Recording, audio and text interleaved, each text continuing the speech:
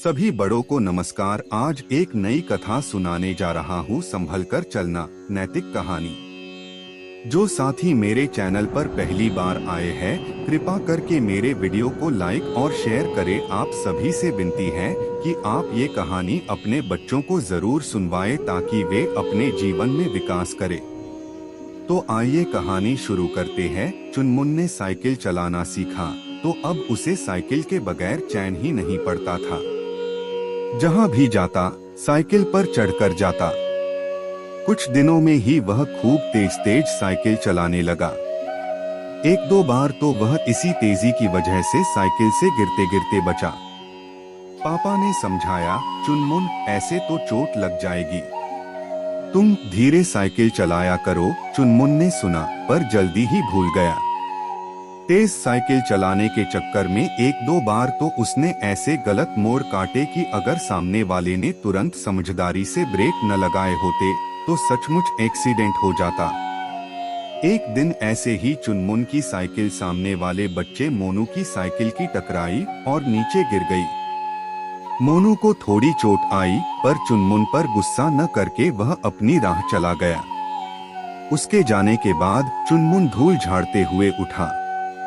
उसके हाथ पैरों में खरोंचें आ गई थीं।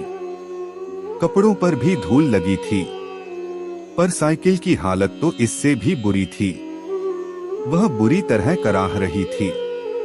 खासकर साइकिल के पहियों को काफी चोट लगी थी और वे एकदम टेढ़मेढ़े हो गए थे।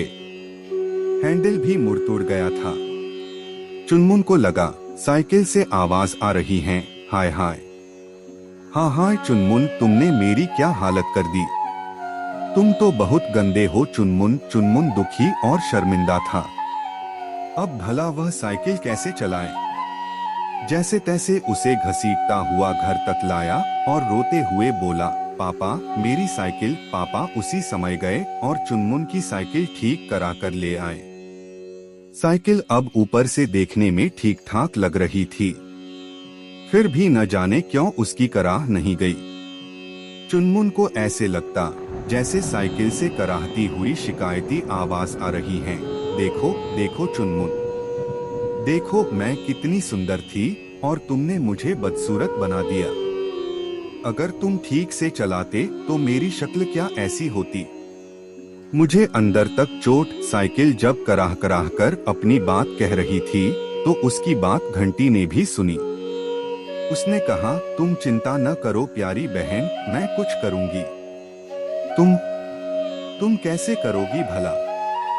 मुझे तो यकीन नहीं आ रहा। साइकिल ने कहा, तुम देखती जाओ। घंटी टुनटुनाकर हंसते हुए बोली।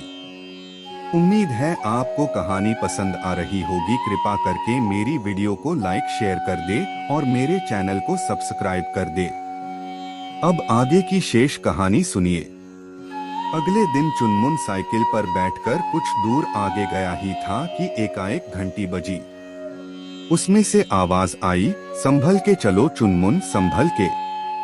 अरे भाई चुनमुन, संभल के। चुनमुन को समझ में नहीं आया कहां से आ रही है यह घंटी जैसी टुनटुनाती आवाज। क्या घंटी से। उसने घंटी को बजाकर देखा पर घंटी तो ट्रिन ट्रिन ट्रिन बोल रही थी। तो फिर किसने अभी अभी कहा, संभल के भाई, संभल के। कुछ देर बाद चुनमुन यह सब भूलकर फिर मस्ती से साइकिल चलाने लगा।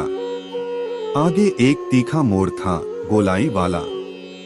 चुनमुन को मोड़ पर तेजी से साइकिल चलाने में मजा आता था, जिससे साइकिल तेज तेज घूमती थी हवा से बातें करते हुए। पर इस बार जैसे ही उसने मोड़ पर साइकिल की स्पीड बढ़ाई, उसे आवाज सुनाई दी, संभल कर साइकिल चलाना चुनमुन, संभल कर चलाना वरना पड़ेगा बहुत पछताना। सुनकर चुनमुन हक्का बक्का रह गया। पर यह बात सिर्फ चुनमुन ने ही नहीं, सड़क पर चलते लोगों ने भी सुनी।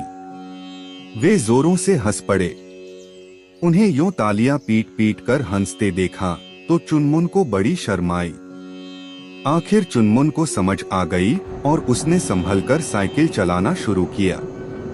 पर आज तक वह समझ नहीं पाया कि किसने उसे आवाज देकर कहा था, संभल के साइकिल चलाना चुनमुन, संभल के। लेकिन साइकिल की घंटी मन ही मन हंसती है।